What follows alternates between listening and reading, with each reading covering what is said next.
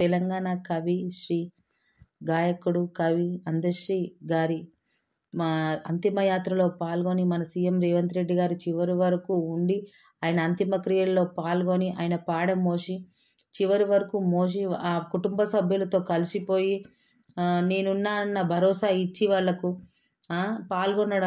ఆయన సీఎం రేవంత్ రెడ్డి చివరి వరకు పాల్గొన్నాడు. అట్లాంటి వ్యక్తి ఎవరు లేరు ఇంతవరకు. ఇన్నేళ్ళ రాజకీయ జీవితంలో నేను చిన్నప్పటి నుంచి కూడా చూడలేదు.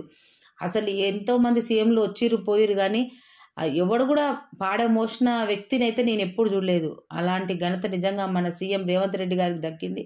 కానీ ఆయన మనసుకు మానవత్వానికి ఆయన ఎటువంటి కల్మషం లేని వ్యక్తి. నిజంగా చెప్పాలంటే కలిసిపోయి చేసిన అంతిమక్రియల్లో పాడ మోసిండంటే ఆయన నిజంగా ఆయన వ్యక్తిత్వం ఎంతో గొప్పదో అర్థమవుతుంది.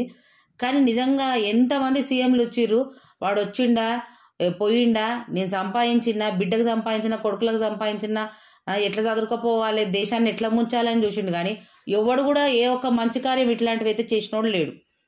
మళ్ళా ఇంకా మా సీఎం రేవంత్ రెడ్డిని ఇంకా ఏం పరిపాలిస్తుండని మాట్లాడుతుర్రు. ఏం పరిపాలిస్తుర్రా మీరు? మొత్తం పరిపాలన మొత్తం సంకనాక్పిచ్చిపోయిర్రు. అయినా కూడా సంసారం చదిరినట్టు సీఎం రేవంత్ రెడ్డి గారు చదువుకుంటా పరిపాలన చేస్తుండు. ఫామ్ హౌస్లలో వండుకొని పరిపాలన చేసింది ఎవరు?